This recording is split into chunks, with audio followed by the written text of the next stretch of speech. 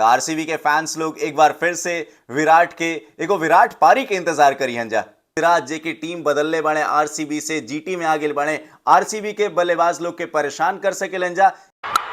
है रनदारी तो सबके भाईला जब रन मशीन मैदान में रहेला। माही भैया जब मैदान में आवेलन तो गेंदबाज लोग के टीडीएस काट देवेलन। सबके उके गोड़ छू के प्रणाम। टाटा आईपीएल के जौन रफ्तार के गाड़ी चल रहल बा, आज एगो और बड़का मैच देखे के मिली। एक दिने भारतीय टीम के किंग तो दूसर का दिने भारतीय टीम के प्रिंस। टाटा आईपीएल 2025 के match number 14 royal Challengers Bangalore बनाम गुजरात टाइटंस। एक दिन आरसीबी के टीम जे शुरुआत बहुत बढ़िया की लेवा इस सीजन में, शुरुआती 2 गो मैच अपना नाम के ले बाड़न जा। तो दूसर का तरफ जीटी के टीम भी मुंबई के हरा के विजय रथ पर अब सवार हो गिल बा।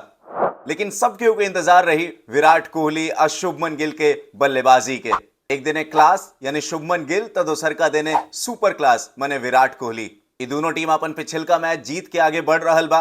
आरसीबी के कप्तान बढ़िया फार्म में बाणे। रजत पाटीदार अर्धशतक लगा के बता देने की मुश्किल समय में बढ़िया स्ट्राइक रेट से बल्लेबाजी टीम के कैसे जिता सकेला। तो वह जीटी देने से नए का लड़का साई सुदर्शन बहुत बढ़िया बल्लेबाजी कर रहल बा।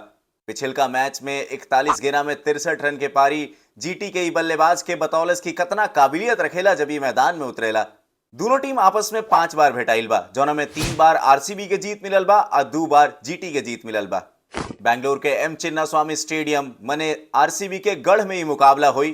तो ओइजा के विकेट ई बतावेला कि भाई रन से सनाइल रहेला, हाई स्कोरिंग मुकाबला देखे के मिल सकेला। 30 गेंदबाज जे स्लोअर गेंदबाजी करेला ओकरा विकेट मिल सकेला। लेकिन रउआ सब भुलाई जा मत, आरसीबी या एसआरएच के जौन मुकाबला भई रहे ई मैदान में पिछल का सीजन 287 रन बनौले रहे एसआरएच के टीम। तो चिन्नास्वामी के मैदान में दर्शक लोग बैठिया जा तो फिर हेलमेट वेलमेट लेके आई है जा मैदान में। चिन्नास्वामी के मैदान में गेंदबाजी के बात करबा तो ओवरऑल 69 गो विकेट 23 गेंदबाज ले बने, अब 42 को विकेट स्पिनर के मिलल बा। अब देख ले जाओ कि कौन कौन बल्लेबाज एजा भौकाली मचा सकेलन। शुरुआत की जाओ जीटी के कप्तान शुभमन गिल से। आरसीबी के खिलाफ शुभमन गिल एकदम एक्सीलरेटर पर गोड़ चाप के चले लें। अब बल्लेबाजी बड़ा बेजोड़ करे लें। अपन 13 गो मैच में 304 रन बनौले बने और स्ट्राइक रेट 140 के करीब बा। साथ में जीटी के इस सीजन के बॉस जॉस बटलर इनकरो आंकड़ा आरसीबी के खिलाफ बड़ा बेहतरीन बा। 15 गो मैच में 512 रन बनौले बने और स्ट्राइक रेट 155 के आसपास बा। रजत पाटीदार इस सीजन में तगड़ा बल्लेबाजी करत रहे। इनकर 150 के ऊपर के स्ट्राइक रेट बता रहल बा कि इहो मैच में ये धमाका कर सकेले। लेकिन मैच के सबसे बड़का खिलाड़ी किंग कोहली के बात करा तो विराट कोहली के जीटी के खिलाफ भौकाली चलेला।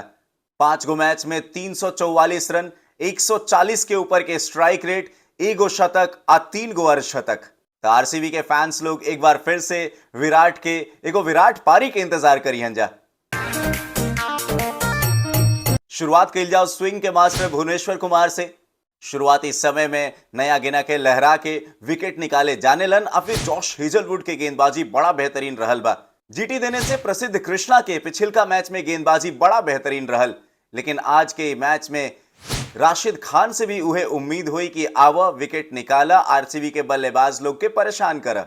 अब बात के ले जाओ कभी खुशी कभी गम के, माने जब जब बल्लेबाज आ गेंदबाज के आमना सामना भइल बा तो फिर कैसन लड़ाई रहल बा।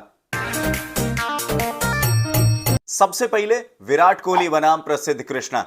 भले विराट कोहली इनकरा खिलाफ 165 के स्ट्राइक रेट से बल्लेबाजी कैले बने, लेकिन प्रसिद्ध कृष्णा इनकरा के 7 इनिंग में 3 बार आउट कैले बने।